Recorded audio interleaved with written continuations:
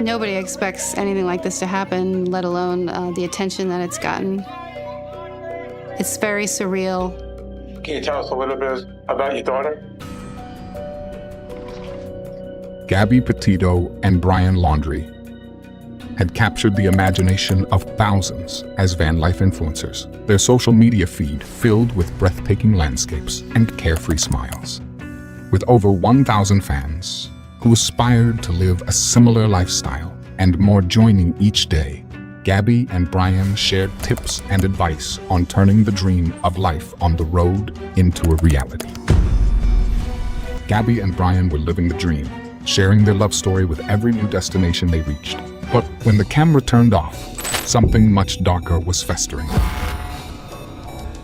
A woman disappears on a cross-country trip with her boyfriend in a van. Were the warning signs there, but overlooked in order to keep up appearances for the fans? There's always been a thin line between what we see in pictures and what hides behind closed doors.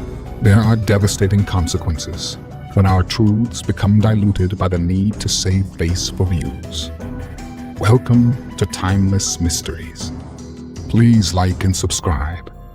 This time of year marks the anniversary of Gabby Petito's untimely death.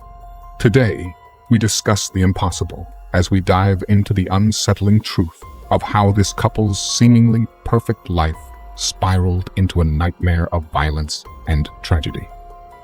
Gabby Petito, a beautiful 22-year-old woman with a bit of star power in her eyes, was from Blue Point, New York. She embarked on a cross-country trip in the summer of 2021 with her fiancé, Brian Laundrie.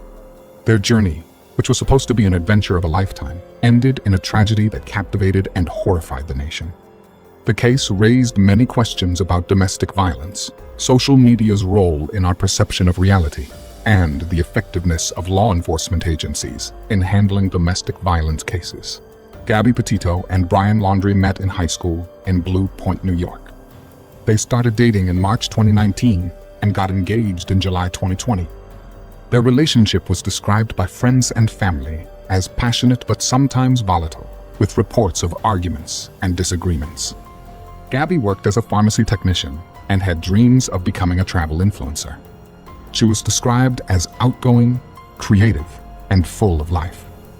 Brian worked at a juice bar in Northport, Florida, but was often described as more introverted and prone to mood swings.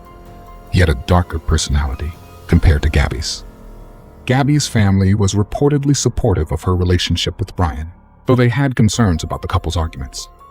There were no major red flags that could have predicted such a tragic outcome. Friends noted that while Gabby was very active on social media, Brian had a more complicated relationship with it. Gabby Petito never goes outside. Often withdrawing from the public eye, Gabby and Brian started their trip intending to document their travels on social media platforms, such as Instagram and YouTube. The couple's posts portrayed an idyllic life on the road. They began their journey in New York and traveled through several states, including Kansas, Colorado, Utah, and Wyoming. Notable stops included Monument Rocks in Kansas, the Great Sand Dunes National Park in Colorado, and Arches National Park in Utah.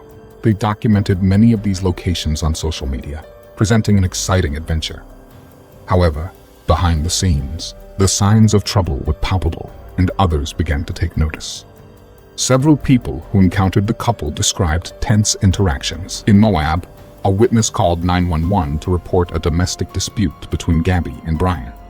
Police body camera footage from the incident shows Gabby visibly upset, while Brian appears calm and collected. The police separated the couple for the night, with Brian staying in a hotel and Gabby sleeping in their van. Despite the visible distress, no charges were filed, and the couple continued on their journey. The Moab incident on August 12, 2021, represents a critical missed opportunity for intervention. Despite the clear signs of trouble, the incident was classified as a mental-emotional health break rather than domestic violence. This incident has been widely analyzed, and experts believe police intervention was necessary. Signs of domestic abuse were present, but they were not recognized by the responding officers. After the Moab police incident, the couple continued traveling. They were seen at various locations in Wyoming, including the Spread Creek dispersed camping area. During this time, their social media activity slowed down, and Gabby's family received fewer updates. Gabby's mother received a text message from Gabby's phone on August 30, 2021, stating, "No service in Yosemite." However, there is speculation that this message may have been Brian's attempt to mislead her family about Gabby's whereabouts and delay their concern. On September 1st, 2021, Brian returned to his parents' home in Northport, Florida, driving the van the couple had been traveling in, without Gabby. Upon his return, Brian immediately hired a lawyer and refused to speak with the authorities or Gabby's family. Brian's parents, the Laundries, were criticized for their silence and for not encouraging Brian to speak to the authorities. His refusal to provide any information led to critical delays in the search for Gabby. As the search for Gabby intensified, law enforcement agencies, volunteers, and internet sleuths scoured the areas where the couple had traveled.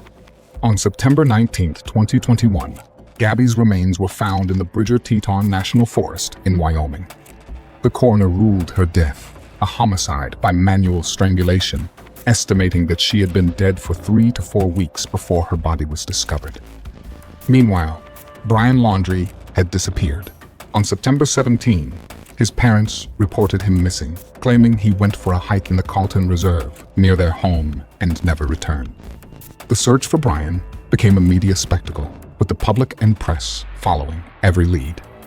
His body was eventually found on October 20th, 2021, in a nature reserve with a self-inflicted gunshot wound to the head. Near his remains, authorities found a notebook in which Brian confessed to killing Gabby.